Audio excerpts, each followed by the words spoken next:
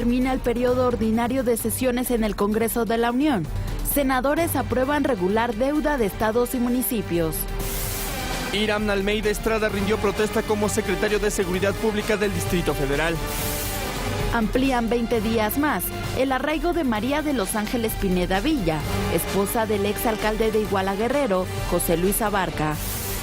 Los policías deben cumplir con los protocolos de seguridad, asegura el subsecretario de Prevención y Participación Ciudadana, Roberto Campa. Que las policías de todos los niveles tienen que hacer un esfuerzo extraordinario para evitar cualquier incumplimiento de sus protocolos,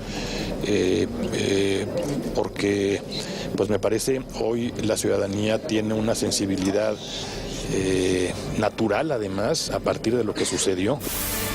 Después de 17 horas, liberan a rehenes en Australia. ¿Qué tal? Muy buenos días, bienvenidos al Primer Café en esta mañana de martes 16 de diciembre. Muchísimas gracias por acompañarnos como todas las mañanas. Ana María Salazar, Raimundo Rivapalacio, ¿cómo está? Muy buen día. ¿Qué tal? ¿Cómo está? Muy buen día. Bueno, nos levantamos con este ataque mortal en una escuela militar en Peshawar, en Pakistán, donde un comando de 5 o 6 talibanes entró a esta escuela militar y asesinó a decenas de personas, la mayoría de estos niños. Hasta este momento van 126 los muertos contabilizados en este ataque y la mayoría son niños de los talibanes. 5 de los atacantes fueron repelidos y murieron en este ataque. Esta información es lo que está sacudiendo en estos momentos al mundo. Por supuesto, por las razones de tiempo, porque acaba de suceder en el curso de la última hora. Esto no viene registrado en el PAI informativo que nos proporciona la agencia Intérite, que está llena de información, está lleno este PAI de información económica negativa. De hecho, el PAI entero es bastante negativo. 37% de los impactos tiene que ver con todas las consecuencias que ha tenido la guerra de los petroprecios. En el mundo, la Bolsa Mexicana de Valores se desplomó 3.31%. Nada más, para darles una idea, fue el peor día del 2014.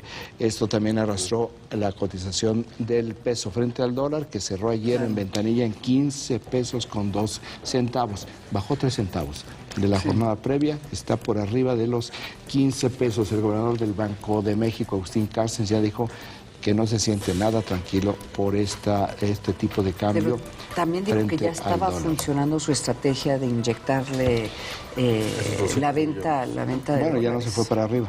Pues sí. ¿Verdad? Bajó 0.3 centavos, con 22% de los impactos. Y el presidente Enrique Peña Nieto ya nombró anoche a Irán Almeida como nuevo secretario de Seguridad Pública del Distrito Federal, a una propuesta del jefe de gobierno del Distrito Federal. Irán Almeida, muy poco conocido en la opinión pública, tiene bastante experiencia en el área de seguridad. Ya vamos a hablar sobre esto un poco más adelante.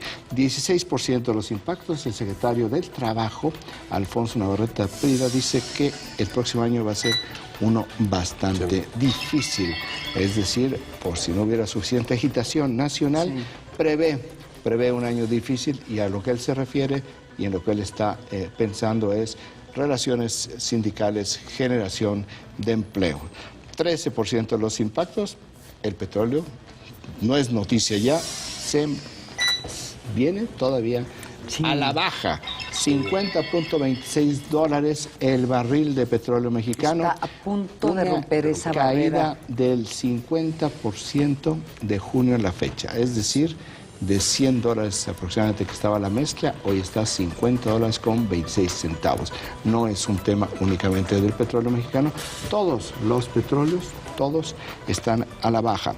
12%, el Senado cerró ayer su periodo de sesiones, y a las reformas que buscaba el presidente para que Ayotzinapa no vuelva a suceder, les dijeron, ya lo veremos en febrero, porque en no hay forma de poder conciliar ni consensuar lo que planteó el presidente. Aquí lo platicábamos desde un principio, que no entendíamos por qué para una solución tan inmediata se generaba una iniciativa que traía tantas reformas constitucionales y que afectaba directamente el federalismo y el municipio. Bueno, pues el Senado de la República dice no hay manera de poder sacar estas reformas constitucionales en este periodo ordinario y tampoco en un periodo extraordinario. Se va hasta febrero.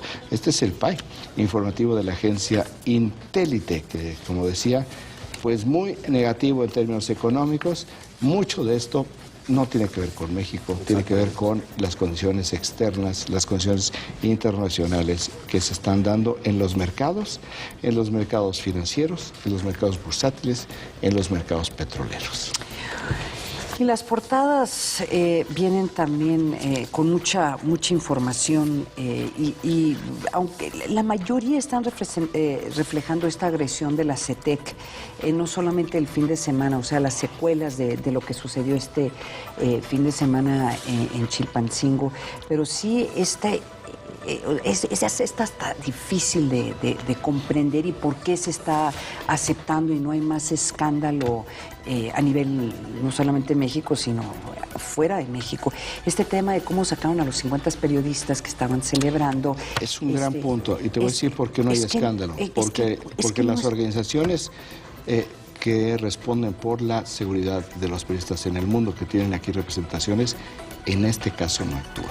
Es una crítica que se ve desde ayer en los medios de comunicación, porque dicen, estas organizaciones que son internacionales, qué curioso que en estos casos, como no coinciden ideológicamente con ellos, entonces no entran. ¿Por qué no le decimos al auditorio qué fue lo que pasó? Estaban celebrando, había un evento de periodistas y la CETEC sacó a los periodistas. La Asociación de Periodistas de Guerrero tiene 7 representaciones en todo el estado y por sorteo se realizan reuniones anuales y se hace una premiación.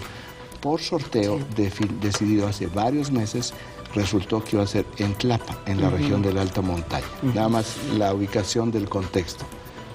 Y entonces aparentemente llega la CETEC, un grupo de personas armadas con palos, los sacan, son como 50 periodistas, y hacen que públicamente se disculpen, los amenazan básicamente, está documentado, hay fotografías, se puede ver una fotografía en Milenio, por ejemplo, en donde obligaron a estos periodistas a humillarse públicamente a punto de fusiles. Esa es la fotografía. ¿Dónde? Ahí está. Ahí están disculpándose. Él es el presidente de la Asociación de Periodistas de Guerrero y es su esposa, a la cual inclusive dice él que hasta toletazos le dieron. Sí. Entonces, ¿dónde está ese enojo? ¿Dónde está ese interés de proteger la libertad de expresión? Tal vez no son los mejores periodistas del mundo, tal vez tienen, se les podrá cuestionar, pero no importa, o sea, son periodistas y hay que defender al gremio y no los defienden, o sea, debería de haber a nivel mundial un cuestionamiento de qué es lo que está pasando en este país. Insisto, porque las organizaciones, las representaciones de todos los organismos que definen a periodistas, particularmente Artículo 19, ¿verdad?, con sede que es muy reputada. Artículo 19 protegió durante años a Salman Rushdie cuando el régimen iraní tenía una fatwa, es decir, una condena a muerte sobre este escritor por aquel libro de los versos satánicos. Pues no, y hay mucha crítica ayer en los medios en contra del artículo 19, donde la crítica es como artículo 19, es la sugerencia, que artículo 19 tiene una agenda política e ideológica. Y como en este caso la agenda política e ideológica del artículo 19 recae en la parte de la CETEC y los grupos antisistémicos, entonces es omisa en su tarea. Esto es lo que desde ayer está surgiendo en los medios del Distrito Federal, respondiendo y precisamente elevando la voz sobre este texto. O sea, y ahora, imagínate para el gremio, con qué remota seguridad puedes entrar a Guerrero a tratar de hacer un reportaje. O sea, si están casi, matan a un policía federal, que se van a las habitaciones de los policías y casi matan a uno. Vimos las imágenes de ayer. O sea, ¿cómo describir lo que está pasando en el estado de Guerrero? Bueno, no, porque ahí no hay autoridad. ¿Quiénes son los que hacen esto? Es el Movimiento Popular de Guerrero, que es una organización paraguas, en la cual se mezclan todo tipo de grupos, algunos legales, otros ilegales. Tiene una fuerte presencia de la disidencia magisterial de la CETEC, que es la coordinadora estatal de trabajadores de la educación. Tiene también a varias de las organizaciones de derechos humanos y de abogados que están defendiendo a los normalistas de Ayotzinapa. Hay también vinculaciones con algunos grupos, algunos movimientos armados. Es una mezcla muy grande de organizaciones que tiene una ramificación por todo el Estado. Entonces, sí son visiblemente maestros disidentes, pero es mucho más complejo. Y lo que el componente sociopolítico en la región de la Alta Montaña es el componente sociopolítico en Chilpancingo y en Iguala y en estas zonas del estado de Guerrero hoy convulsionadas socialmente. Hay otras partes, la otra, bueno, sigue también en muchas de las portadas, hablan de lo que sucedió ayer en Sydney. La portada del País, pues lo pone, o sea, es el gran temor que se tiene ahorita en las democracias, en esta época de navideña. Lo refleja esta portada. Un lobo, entre comillas, solitario, inspirado por la yihad, golpea a Australia. Y ese es el gran temor, de que puedan surgir lo que le llaman... No están entrenados. No están entrenados. Ellos, por su propia cuenta, decían llevar a cabo este tipo de actos. En este caso fue un acto terrorista. Yo creo que no hay ningún cuestionamiento sobre eso, lo que sucedió ayer en Sydney.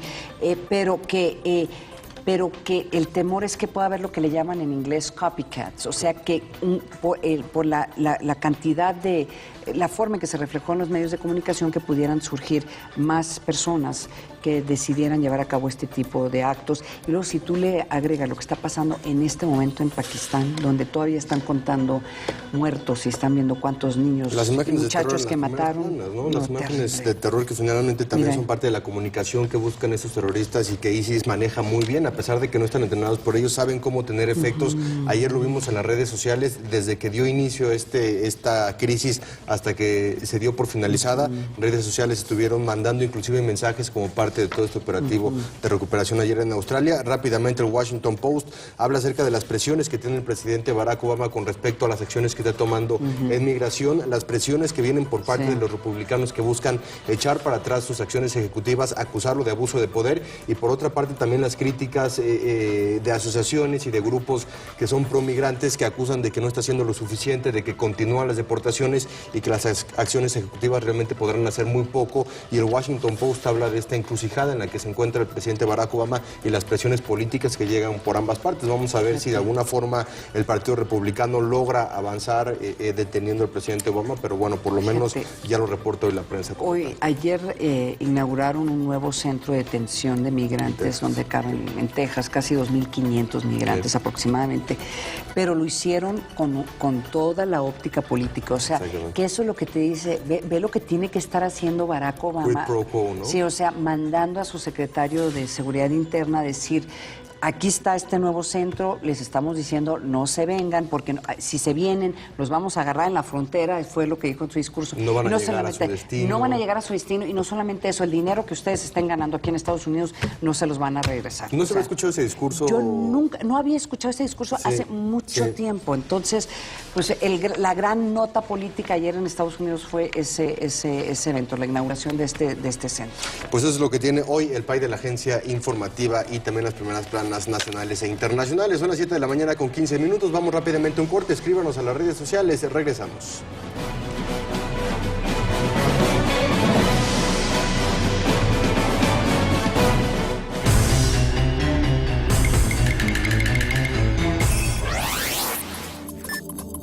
Posadas en México. Se realizan del 16 al 24 de diciembre. Tienen un significado religioso. El dato útil para comentar en el café.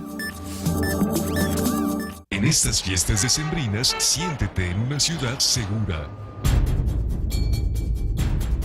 Te están asaltando a alguien.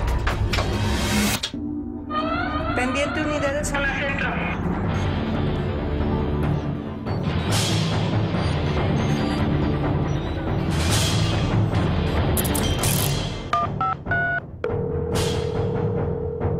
Una ciudad segura es una ciudad viva.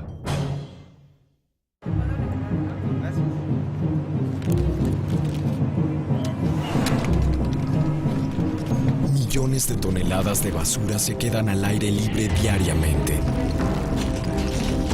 Este problema crece todos los días. Pero todos podemos hacer algo. Está en tus manos. La basura a su lugar. Semarnat, Gobierno de la República. En el Tribunal Electoral protegemos los derechos político-electorales de las y los mexicanos. En los últimos 3 años atendimos más de 60,000 asuntos, 8 de cada 10 interpuestos por ciudadanos, y en este año resueltos en apenas 11 días. Trabajamos por la igualdad entre mujeres y hombres y por la autonomía de los pueblos y comunidades indígenas. Somos referencia para tribunales locales y extranjeros. Tribunal Electoral del Poder Judicial de la Federación. Tú tomas la decisión, nosotros la protegemos. Proyecto 40 quiere desearles lo mejor para esta época y hoy queremos hacerlo entrando hasta el rincón de sus hogares. Es momento de compartir y disfrutar. Que en estas fiestas los abrazos y las risas iluminen sus corazones. Cierren los ojos y piensen en lo que más anhelan. Deseamos salud y felicidad. En esta época, Proyecto 40 te invita a expresar tus mejores deseos. Chiapas tiene un gobierno verde. El gobierno verde de Chiapas apoya a las madres solteras para sacar adelante a sus familias. El gobernador Manuel Velasco puso en marcha un programa que otorga apoyos económicos mensuales, capacitación en oficios y créditos para poner pequeños negocios que beneficiará a más de 80,000 mujeres chiapanecas. Así gobierna el Partido Verde con Manuel Velasco. Ya llegó el juguetón. Llevamos 20 años regalando sonrisas, millones de sorpresas que pondrán la casa de cabeza.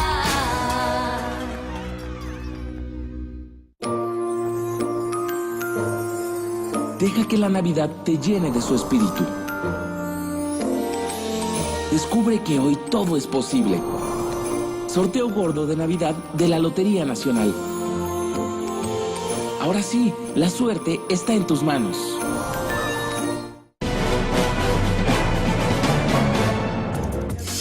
Terminó el periodo ordinario de sesiones en el Congreso de la Unión. Sin embargo, aún quedaron algunos temas pendientes sobre la mesa. En el Senado de la República está en espera la reforma política del Distrito Federal, que dotaría de autonomía a la capital y le otorgaría su primera constitución. Otro asunto que ya no se discutió fue la reforma constitucional para desvincular el salario mínimo del cálculo de tarifas y multas, además del nombramiento de los fiscales en delitos electorales y en combate a la corrupción. Un tema más en espera fue el decálogo enviado por el presidente Enrique Peña Nieto en materia de seguridad y la respuesta que el Senado daría a los padres de los jóvenes desaparecidos de Ayotzinapa, Guerrero, quienes pidieron a los legisladores declarar la desaparición de poderes en el Estado y promover que los comicios locales del próximo año se suspendan. En tanto que en la Cámara de Diputados quedó pendiente la aprobación del Sistema Nacional Anticorrupción. Con esto quedó instalada la comisión permanente que sesionará durante el receso de la legislatura, la cual reanudará actividades el 1 de febrero del próximo año. Regresamos con nuestros analistas a la mesa de El Primer Café. Oigan, lo que se me hace... A ver, no, claro que no. Lo que me sorprende es que no entiendo cuál era la estrategia de la presidencia cuando hicieron esta declaración de los 10 puntos. Yo quisiera asumir, y creo que tal vez me equivoqué, que cuando pusieron al presidente y el presidente aceptó poner sobre la mesa estos 10 puntos para enfrentar la crisis que se vive de seguridad y también de cuestionamientos que hay de la capacidad del gobierno, cuando pone el presidente sobre la mesa esos 10 puntos, pues yo me imagino que se había ya llegado a un acuerdo, por lo menos con los legisladores priistas, que iban a avanzar lo más pronto posible. Eso es lo que yo asumía. No creo, o quiero pensar que no pusieron al presidente en una situación de lanzar estos globos para que se les reviente, ¿sí? Ni siquiera tenían elaborados las iniciativas. Entonces, a ver, y si tú le agregas los dos, lo que se me hace más grave es que no habiendo, con todos los cuestionamientos que hay de todos, o sea, esto no solamente es lo que está sucediendo en la presidencia, no solamente el cuestionamiento de Videgaray, son todos. No pudieron nombrar el fiscal anticorrupción. No, o sea, no entiendo. O sea, no entiendo. No pudieron, se vienen las elecciones, no pudieron nombrar al fiscal de la FEPADE. A ver, ¿qué les pasa? O sea, perdón, estoy muy enojada esta mañana, pero son dos, o sea, de las pocas cosas que tenían que acordar, considerando el desastre que se viene el año que entra, eran esas dos personas para que por lo menos en estas 3 o 4 semanas pudieran empezar a ponerse a leer, encontrar el baño de su oficina o por lo menos poder empezar a contratar su staff, su equipo más cercano. Pues no, nos dejaron hasta febrero. No entiendo, la verdad no entiendo. Raimundo, explícate. ¿Me explica? Por favor. Por favor, explícate. Déjame explicarme. No, la verdad es que... Bueno, más bien trataré de abundar en lo que dices, porque explicación no tenemos más que un error en la propuesta original. ¿Por qué 10 puntos? 10 puntos que le metieron todo lo que pudieron meterle, inclusive hasta lo del 9-11, que era una vieja propuesta, es como la técnica de las portadas de las novelas del corazón. Todo tiene que llevar 10 puntos, 10 consejos para no comer bien, bonito. 10 consejos para ser bonito. Bueno, eso no funciona. O sea, no puede ser que te introduzcan un paquetotote de cosas tan disímbolas que traen diferentes rutas, porque lo que vas a provocar es un congestionamiento y un empantanamiento. Y no puedes tú mezclar todo, porque entonces te sucede. Mezclar todo es que los fiscales sean resueltos en paquete, que eso es lo que sucedió con el fiscal anticorrupción y el fiscal electoral. Entonces, como no salió en paquete, como no salió la negociación entre los partidos en paquete, entonces no salió nada. Bueno, aquí estamos viendo varios niveles. A lo otro, y tú lo registraste muy bien, en la analogía con el presidente Obama en el caso de Ferguson. Sí. ¿Qué es lo que hizo Obama en el caso de Ferguson cuando se estaba incendiando el tema en Estados Unidos por asuntos de la división racial? Un problema no resuelto de 200 años, no es un tema de 3 meses, es un problema profundo en toda la arquitectura social de los estadounidenses. Fue tras el abuso de fuerza de la policía y la exoneración de la policía por parte de un juzgado, que eso es lo que iba a generar muchísima intranquilidad y estaba ya empezando a generar disturbios en otras ciudades. Sí. Hay que recordar que disturbios de la comunidad afroamericana en Estados Unidos no son muy comunes. Se dieron cuando el caso de Rodney King en Los Ángeles hace ya 25 años, que hubo disturbios en Los Ángeles por la paliza que le dio la policía a un chofer afroamericano, y no se habían dado desde los disturbios de Watts. Bueno, los disturbios de Watts, que fueron los más famosos en el barrio de Los Ángeles, pero fueron en todo Estados Unidos tras el asesinato de Martin Luther King en los 60. Es decir, me voy a estos dos ejemplos para mostrar que son cada 30, 40 años este tipo de disturbios. Bueno, esto es lo que iba a suceder. ¿Y qué es lo que hizo Obama? Presenta una serie de medidas, que no de iniciativas, y dice, esto no son reformas, esto no va al Congreso, esto es una acción ejecutiva directamente en beneficio a la comunidad. A la confianza de las personas en las instituciones. Entonces, ¿Qué es lo que sucedió? Se fue directamente a la comunidad, no se fue al Congreso, no se metió en el pantano de las negociaciones en el Congreso, fue directo hablándole a la gente. ¿Qué es lo que hizo el primer ministro Tony Abbott ayer en su primera conferencia de prensa? En el momento en que se estaba desarrollando toda esta crisis de rehenes en Sydney, habló a los ciudadanos. No habló a nadie, habló a los ciudadanos. ¿Qué es lo que hicieron hacer al presidente de la República? Porque esto no es que simplemente se va a ocurrir, sino es parte de un trabajo ahí, de un tanque de pensamiento. Pues decidieron que, de acuerdo a como había sido el 1 de diciembre del 2012, vamos a hacer un decálogo para que vean que estamos haciendo cosas de manera muy grande, y se empantanó. ¿Por qué razón?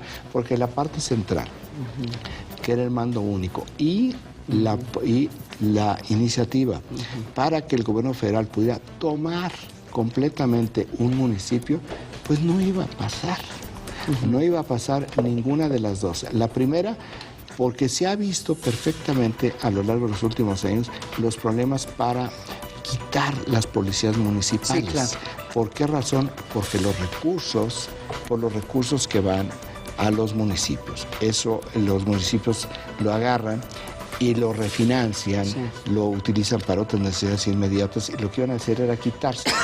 La propuesta, esa era una propuesta como la hizo Felipe Calderón y no funcionó. Había una propuesta previa, que era la de Genaro Garza Luna, del mando único, donde no desaparecían las policías municipales, sino iban hacia un mando único sin la desaparición de las policías municipales. O sea, que iban a responder a la policía estatal. La propuesta era desaparecerlas.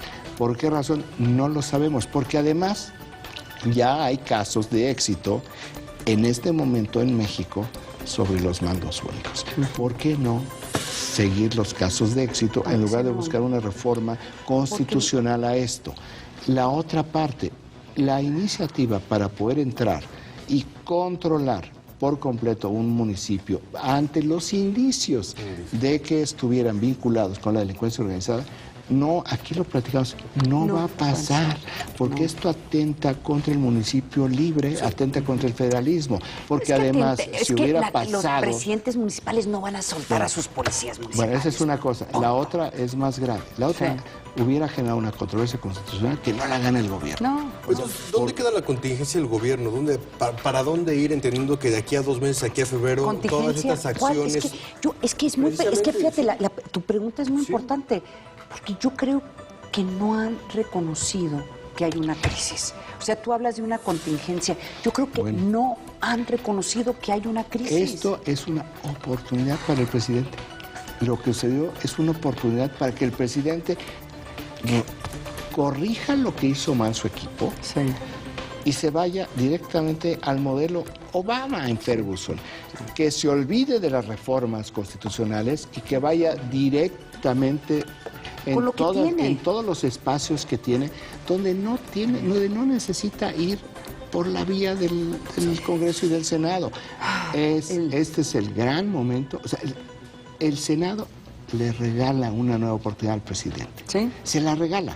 Entonces, ya ha agotado este tiempo, ojalá y corrija, y ojalá y de una serie de pasos, de iniciativas ejecutivas que no tienen que pasar para que efectivamente no suceda otro Ayotzinapa, porque lo que no puede suceder es que nos vayamos 6 semanas en la parálisis institucional. Pero es lo que va a pasar al final de cuentas, ¿no? Pues es lo que hay hasta ahorita. Yo no sé si le estaban apostando, que fue la entrevista con César Camacho, creo que le pregunté, oye, entonces aquí la estrategia es de que si no llega a pasar esta legislación, entonces los legisladores van a asumir el costo político, particularmente los legisladores de la oposición asumirían el costo político de su inhabilidad de poder llegar a un acuerdo y apoyar al presidente. Y pues César Camacho como que se rió y casi me dice que soy una perversa, pues sí, soy una perversa. Pero la realidad es que aquí el costo político lo están asumiendo todos los legisladores, que esa es o sea, les falló si era parte de su estrategia, y la verdad es que se nota una debilidad institucional. Ahora, ante la presidencia y ahora las cámaras, ambas cámaras, de poder hacer algo. Entonces yo estoy de acuerdo contigo, con los dos. Desafortunadamente esta mañana estoy de acuerdo con los dos, de que aquí pero es que no puede, estamos diciendo, no pueden pasar 6 semanas sin que se vea algo del Ejecutivo en donde denotan que están reaccionando ante la crisis. Pues parece que sí. Y la única explicación que tengo es que creo que la estrategia es que, o están pensando que si pasan varias semanas, pues que va a bajar la presión y que las cosas podrían cambiar y regresar a un normal. Esta no es una tormenta perfecta. Esta, que es una idea que existe entre algunos colaboradores del presidente, es que la tormenta perfecta, como es una tormenta, va a acabar. No, este es un proceso. Los procesos no se acaban. Sí. Hay en este momento, coinciden una serie de factores que crean lo que le llaman la tormenta perfecta, pero no es algo que el puente de fin de año se va a resolver, porque puede bajar. Puede bajar la intensidad, puede ser una protesta temporalera, como ha sido la de los maestros de la residencia durante mucho tiempo, como fue la Revolución Mexicana. El ejército ya regresamos a la metáfora de la Revolución Mexicana. El ejército de Emiliano Zapata era temporalero. Sí. Los tiempos de cosecha desaparecía la guerrilla y regresaba. Es a lo que me refiero. El hecho de que baje, de que pueda bajar la intensidad, que no sé qué tanto puede bajar la intensidad, pero el hecho de que pueda bajar no significa que se solucionó. Pero que baje la intensidad no significa que existe una garantía de que el gobierno, de que no ocurra otro Iguala, porque finalmente la presentación de los discursos fue para que no ocurra otro Iguala. Claro que no. De hecho, pues esa era la medida del gobierno en la inhibición sobre los indicios. Bueno, no se iba a dar, pero tenemos experiencias en México desde hace ya más de 30 años que han tomado, el gobierno federal ha tomado todas las áreas de seguridad y han generado procesos políticos en aquellos lugares donde tienen más que indicios. Tener indicios realmente es muy peligroso para todos, porque cualquier denuncia anónima sobre de ti ya te hace sujeto de una investigación. Y si aparece, porque además, como tampoco se mantiene la ley de que las averiguaciones previas son secretas, el hecho de que tú estés indiciado porque tu vecino le caes mal, te arruinaron porque salvar la fama pública después de esto es muy difícil. Es imposible. Ahora los dejo con un último comentario o pregunta de nuestra amiga Alexia Barrios, que nos escribió por Twitter. ¿Y cuál es el plan B del gobierno de Peña Nieto ante el no a todo? No tienen plan B. Eso es lo terrible. Pero por eso es una gran oportunidad para el presidente, para que revise y retome el camino. Bueno, y tal y como lo marca la legislación vigente, el nuevo secretario de Seguridad Pública de la capital fue aprobado por el presidente de la República a través de la propuesta del jefe de gobierno capitalino.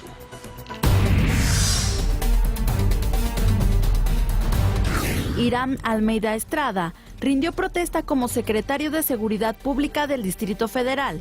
Así lo informó el gobierno capitalino a través de un comunicado. Este nombramiento se llevó a cabo después de que el presidente Enrique Peña Nieto emitió un oficio en el que aprobó la propuesta hecha por el jefe de gobierno del Distrito Federal, Miguel Ángel Mancera.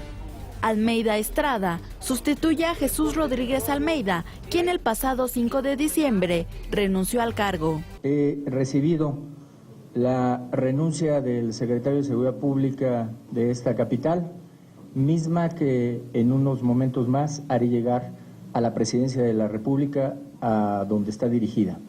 También comentarles que en los siguientes días, siguiendo y observando las disposiciones legales, haré llegar la propuesta al señor Presidente de la República para los efectos correspondientes. El nuevo secretario de Seguridad Pública capitalina, Irán Almeida Estrada, tiene 48 años y es licenciado en Derecho por la Universidad Nacional Autónoma de México. Fue fiscal desconcentrado en investigación en las delegaciones Miguel Hidalgo, Tlalpan y Coyoacán. También fungió como subdirector técnico, normativo y administrativo de los Servicios de Salud Pública del Distrito Federal y asesor de la Secretaría de Salud Capitalina en materia de regulación sanitaria. Entre las funciones de Almeida Estrada, también destacan su labor como subprocurador de averiguaciones previas, desconcentradas de la Procuraduría General de Justicia del Distrito Federal. Además, se desempeñó como director de operaciones de la UNAM, institución en la que tenía a su cargo la seguridad de Ciudad Universitaria, el Estadio Olímpico Universitario y las instalaciones estratégicas de la máxima casa de estudios. Desde el 5 de diciembre de 2012 y hasta hace unas horas, se desempeñaba como contralor del gobierno capitalino. Regresamos con nuestros analistas a la mesa de El Primer Café. Oye, Raimundo, tú me comentabas fuera del aire que Hiram Almeida no es pariente del Almeida, Jesús Almeida, el secretario de Seguridad Pública que acaba de salir, ¿verdad? No, para nada. Pero sí es mucha casualidad, o sea, sí es una coincidencia. Es una coincidencia. No más lo estoy diciendo, pero pues sí, o sea, dentro de todo lo por lo menos un primo segundo o algo así. Creo que es lo único que no le han dicho a Miguel Ángel Mancera. Ya puso al primo de del primo del que se Ahora, yo decía que en un principio que es muy poco conocido él a nivel público. Y estaba yo viendo ayer las reacciones en redes sociales sobre un poco que es que en las redes sociales se cuestiona a priori. Pero él estaba en los gabinetes de seguridad desde la administración anterior federal.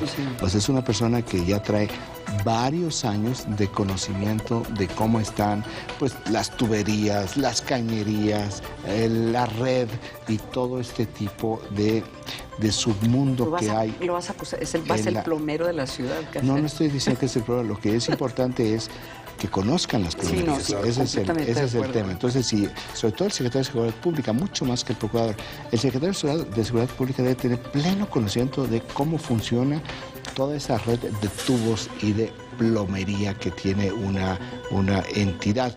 Y bueno, precisamente alguien que sabe de este tema está en Michoacán y es el comisionado federal para la seguridad y el desarrollo de Michoacán, Alfredo Castillo, a quien le agradecemos mucho que nos tome esta llamada. Comisionado, muy buenos días. Muy buenos días, Raimundo, a ti y a todo tu auditorio. Buenos días. Comisionado, ayer hubo un encuentro en Michoacán muy importante porque hubo un resurgimiento el fin de semana de los grupos de autodefensa. ¿Por qué no nos platicas qué es lo que sucedió? ¿Por qué vino esta repunta de los grupos de autodefensa y cómo se ha llegado ya a un poco a volver a estabilizar la situación en Michoacán? Sí. Te comento, Raimundo, y me remitiré un poco a los antecedentes para que el auditorio pueda comprender bien qué fue lo que pasó este fin de semana y la reunión de ayer. El 10 de abril de este año, cuando se acordó y se votó en este caso el fin de las autodefensas, se acordó que el 10 de mayo iniciaría en funciones el tema de la fuerza rural y que iríamos municipio por municipio y que las propias comunidades escogerían a sus elementos que les darían, en este caso, las funciones de seguridad. Una seguridad, entiendo que ahí está Ana María Salazar, se lo expliqué ahora que tuvimos juntos una reunión, una seguridad de tipo de proximidad, perimetral, y que sobre todo tenía como finalidad pues defender propiamente su territorio. Pero en aquel entonces, nos estamos remitiendo a abril, cuando nosotros lo platicamos, había todavía importantes objetivos que tenían que ser capturados y sobre todo había que incursionar en la sierra, en brechas, en lugares donde nosotros no teníamos conocimiento para poder introducirnos. Y entonces se acordó que 250 personas del número total de las autodefensas formaríamos un grupo especial que íbamos a denominar G250, que tendría movilidad, y que este grupo, acompañado de la autoridad, pues iríamos a lugares, a brechas, a puntos apartados, pues precisamente buscando la captura de objetivos templarios. Este grupo nos pusimos nosotros como fecha límite, o el tema de la credencial, la vigencia, que fuera el 15 de diciembre y que hasta el 15 de diciembre operaríamos, y que el 15 de diciembre haríamos una evaluación para ver si era necesario que el grupo siguiera subsistiendo o ya no fuera necesario. Las últimas detenciones de los últimos 2 meses, ya de objetivos, se realizaron ya propiamente por temas de inteligencia, por temas ya en golpes estratégicos o tiros de precisión. Y lo que empezó a suceder es que ante el enemigo, que ya no era el monstruo que era en aquel entonces y que realmente se fue reduciendo de manera importante, ya no tenía razón de ser este grupo. ¿Por qué? Porque la movilidad nos empezaron a reportar abusos.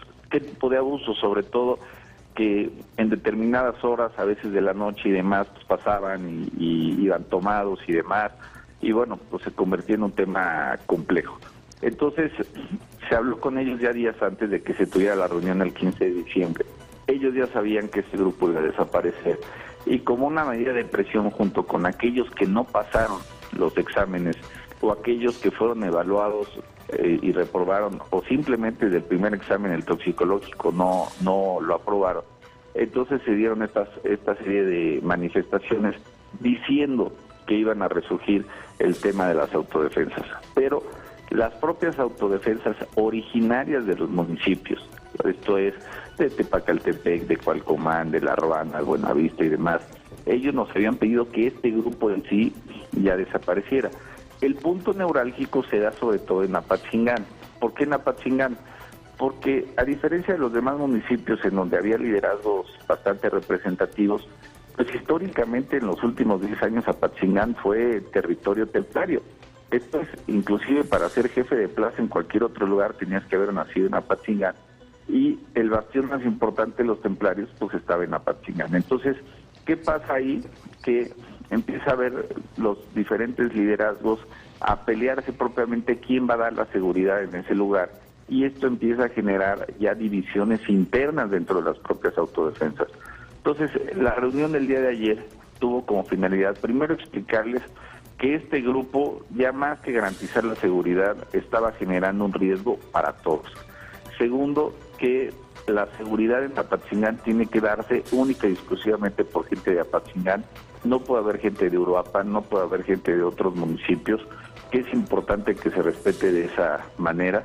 Tercero, que las propuestas que ellos tengan para gente que quiera formar, por decir, de este grupo, los que sean aceptados por sus comunidades, pues que su propia comunidad los vote, y si están conformes, pues que puedan realizar funciones de seguridad en su municipio, y que los puntos de revisión ahora sean llevados a cabo por personal de la Secretaría de la Defensa Nacional, que no haya ahora los grupos estos que tenían cierta movilidad, y dejarles muy claro que a partir de hoy, que ya no tiene vigencia esa credencial, van a ser detenidos, y si se ve, por poner un ejemplo, que su función de seguridad es en Tepacaltepec y andan realizando funciones en Uruapan, pues van a ser detenidos y puestos a disposición.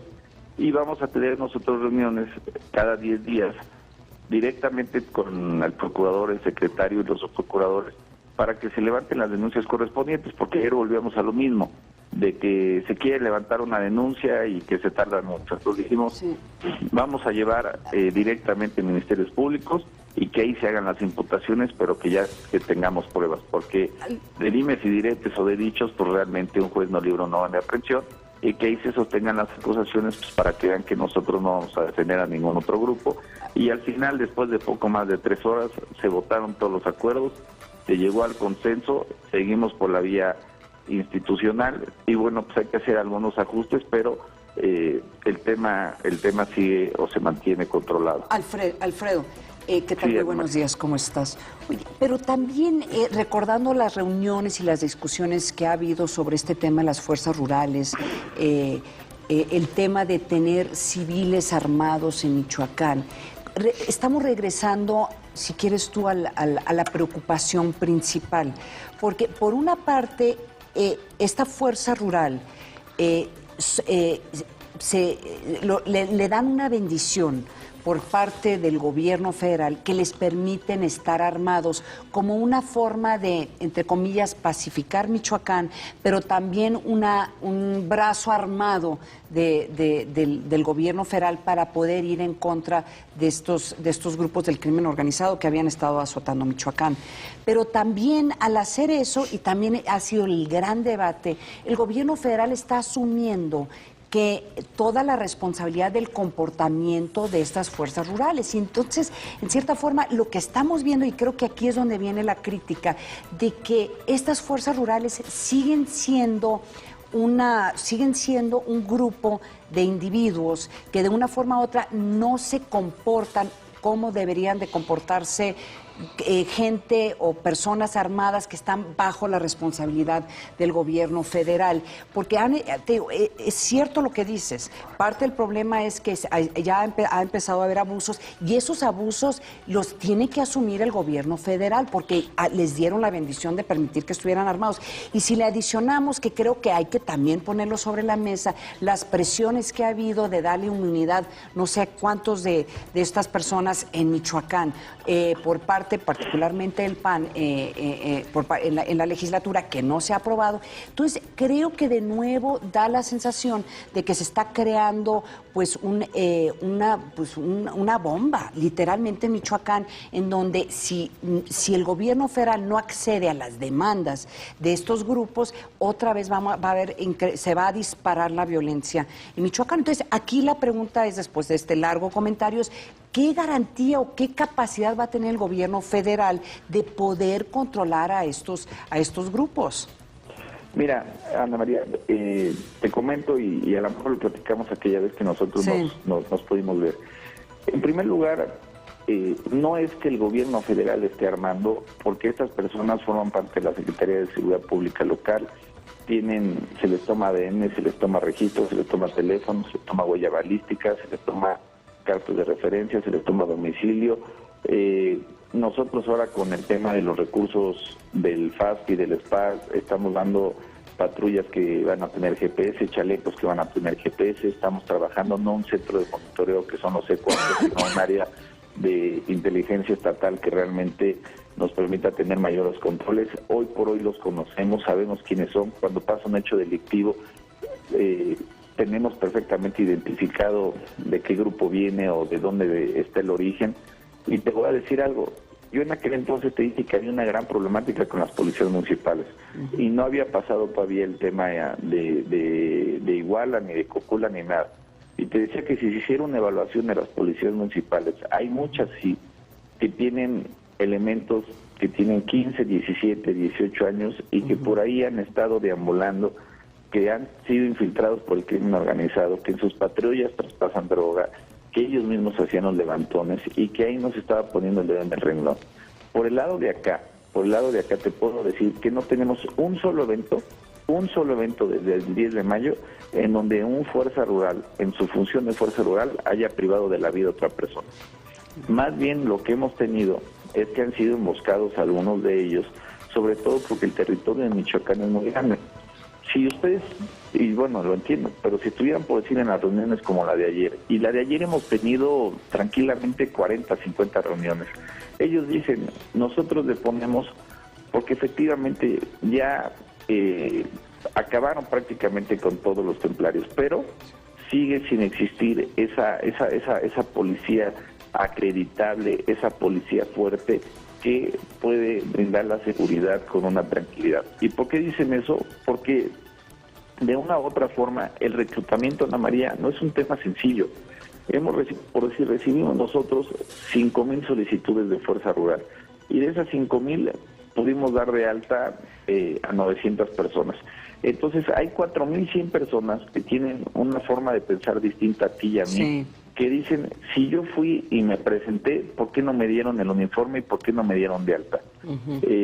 También tenemos por el otro lado de la policía acreditable, que son estándares más altos y que los del Sistema Nacional de Seguridad Pública, que es lo que será Fuerza Ciudadana, que también cuando les piden requisitos mayores, hay gente que dice, pues yo sí tengo la mística, pero pues no tengo un acta de nacimiento, no tengo un certificado de primaria, no tengo esto, no tengo el otro, y entonces el propio sistema nos impide que los podamos dar de alta. Entonces, esta situación, ellos dicen, está bien que alguien nos dé esa seguridad, pero que sea del lugar. Pues bueno, te voy a poner un ejemplo. En Nuevo León, prácticamente la creación de su policía, que sería la policía local más exitosa hoy en el país, fue por gente del Distrito Federal y del Estado de México, que tuvieron que hacer un reclutamiento porque en Nuevo León no existían las personas. Hoy están en un 60-40. Pero hasta para poder traerte gente de fuera necesitas instalaciones para que tengan donde dormir, darles de desayunar, de comer, de cenar, etc. Por eso hemos ido creando las academias regionales. Es un tema que nos va a llevar tiempo, pero te puedo decir que la preocupación de ellos cuando platicas, es decir, ellos te dicen, nosotros pusimos a un número importante de templarios. Si nosotros de la nada nos quedamos así, puede venir un tema de revancha. Y otro de los temas que ha pasado es que ha pasado muchos meses y hoy yo tengo una reunión con el secretario de Gobernación y es otro de los acuerdos de ayer, que necesitamos lo que es la sustitución de los, no rotación, sustitución ya de los policías federales, porque ya llevan muchos meses ahí y están enquistados. Entonces, ¿qué pasa? Que también cuando ya no hay delitos de flagrancia, cuando ya no hay delitos federales, pues entonces tenemos estos policías que empiezan también a temas de extorsión o empiezan a cometer algún tipo de abusos y luego estos otros cometen abusos y bueno, pues esto no nos deja bien parados. Pero te puedo decir que lo que nos enfrentamos hoy es este tipo de circunstancias propias de de años de debilidad institucional en las áreas de seguridad pública y de procuración de justicia, y no estamos en un tema de violencia, de muertos o de enfrentamiento donde realmente se dé. No tenemos un solo policía de fuerza rural o elemento de fuerza rural que haya privado de la vida a otra persona por un arma que les haya dado el Estado mexicano. Oye, Alfredo, bueno, claro que le vamos a estar dando un seguimiento muy puntual a Michoacán, al trabajo que se está haciendo en Michoacán. Entonces, pues veamos a ver qué pasa en estas siguientes semanas. En el mejor de los casos, esto podría ser un proceso ya de poder apaciguar, en verdad crear estas instituciones a mediano a largo plazo, pues eso esperamos, ¿no? Entonces, ojalá que nos vuelvas a acompañar aquí en el primer café. Por supuesto, Ana María, y mira, muchas gracias y ojalá me den la oportunidad de invitarlos, de explicarles lo que estamos haciendo. El modelo de seguridad que se está pretendiendo nos va a tomar tiempo, sí, porque no se puede hacer de un día para otro, tú lo sabes mejor que yo, pero sabemos perfectamente la dinámica y a veces estos efectos colaterales pues son propios de tomar decisiones a veces fuertes, pero se tenían que tomar y a veces es preferible asumir secuelas a corto plazo que tener problemas de fondo y estructurales a largo plazo. Gracias Alfredo, muchísimas gracias por acompañarnos. Muchas gracias, Alfredo. Al contrario, Raimundo, Ana María, muy buenos días. Buenos días, Alfredo Castillo, comisionado de Michoacán. Nos vamos a ir a un corte y regresamos en un minuto. No se vayan.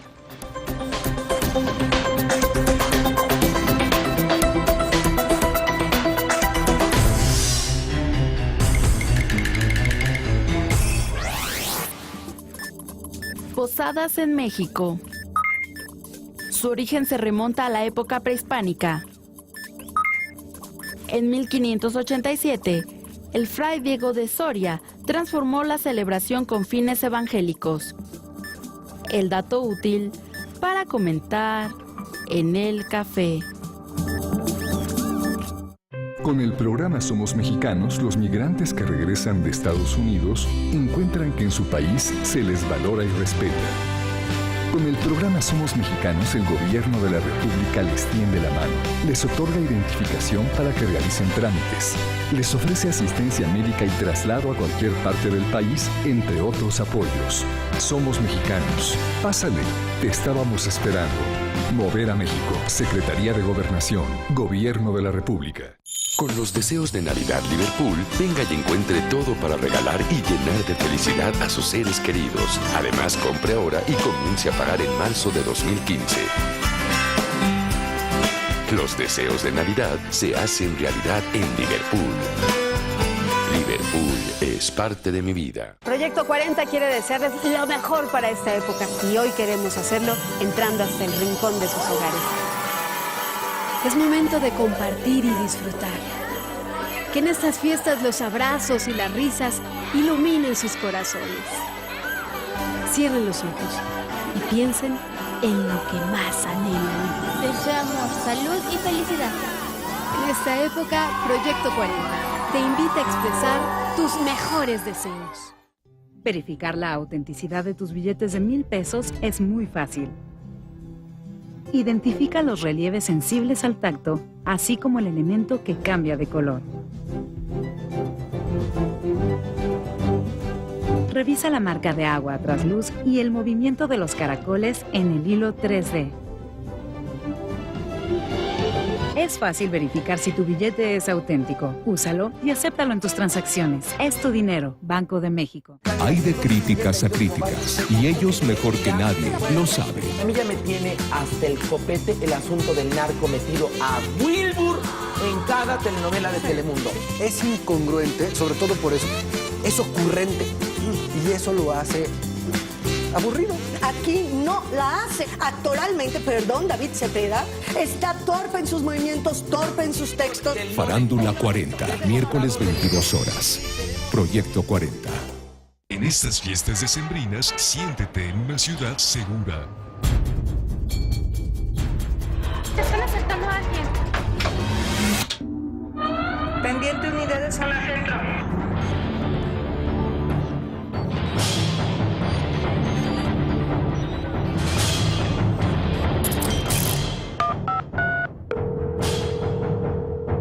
Una ciudad segura es una ciudad viva.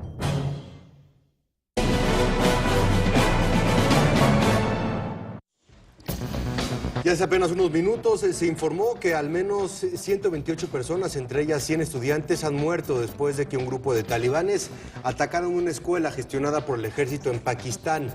Las fuerzas de seguridad han rodeado el edificio y mantienen un enfrentamiento con los atacantes que, según testigos, portan uniformes oficiales.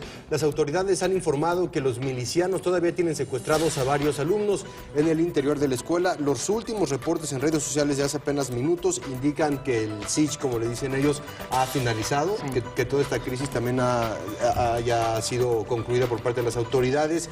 Es un colegio en donde las autoridades militares de Pakistán tienen a sus hijos, es decir, todos los niños que fueron asesinados por las ráfagas de balas que fueron disparadas por los 5 o 6 terroristas, bueno, pues tenían relación directa con el ejército pakistaní. El ejército pakistaní acaba de informar que también se mató al sexto, es decir, fue un comando de 6 personas, de acuerdo con la información disponible hasta este momento. Oye, y hay reacciones de Malala, la premio Nobel, ¿verdad? Sí, que Malala se hizo famosa pakistaní y se hizo famosa porque los talibanes le dispararon por haber estudiado, porque los talibanes no permiten que las niñas estudien, y ella se pronunció al respecto hace cuestión de un par de minutos, dijo que estaba consternada por lo que había ocurrido y se sentía muy triste. ¿Es respuesta a este ataque talibán a la entrega del Premio Nobel de la Paz? Es casi imposible no separarlo, porque lo que ella representa es eso, niños, niñas en particular, que tienen el derecho a estudiar. O sea, ella le dan este premio Nobel porque niños pakistaníes. Lo primero que viene a la mente, ¿no? Sí, entonces por eso, y también de nuevo está el temor, tuvimos lo de Sydney ayer. Tenemos este acto de barbarie, porque son más de 100 niños, este acto de barbarie en contra de niños. Entonces sí me imagino que alrededor del mundo pues están los focos rojos por parte de los organismos de inteligencia tratando de anticipar qué más puede suceder. Es particularmente preocupante lo de Sydney, lo de ayer, porque como lo habíamos comentado, fue un acto de un individuo, estos como le llaman lobos solitarios, y pues ese es el temor, cómo controlas individuos como él, a pesar de que tenía antecedentes penales, ya había sido un problema para el gobierno de Australia, pero también lo que dijo el gobierno de Australia es que nosotros también tenemos que proteger a la democracia, tenemos que proteger esta cultura de apertura. ¿Y sabes cuál fue la reacción? Hubo un hashtag I'll ride with you. Fíjate lo que es la cultura. O sea, hay gente que van a estar como voluntarios que están dispuestos a salir con personas musulmanas que se ve que son abiertamente musulmanas y acompañarlos y protegerlos, porque sí hay un temor de que va a haber una reacción por parte de algunas personas en contra de la religión musulmana y las personas que profesan esta religión. Ayer decíamos en este programa que iba a ir al Pleno, y cambio completamente el tema, al Pleno, la reforma política del Distrito Federal, al Pleno del Senado. Pues les podemos decir hoy que tampoco, ¿no?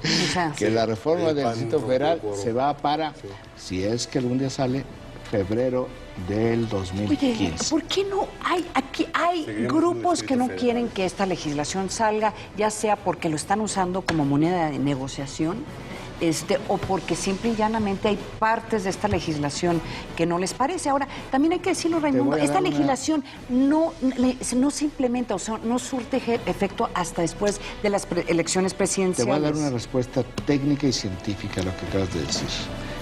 Piensa mal y acepta. O sea que...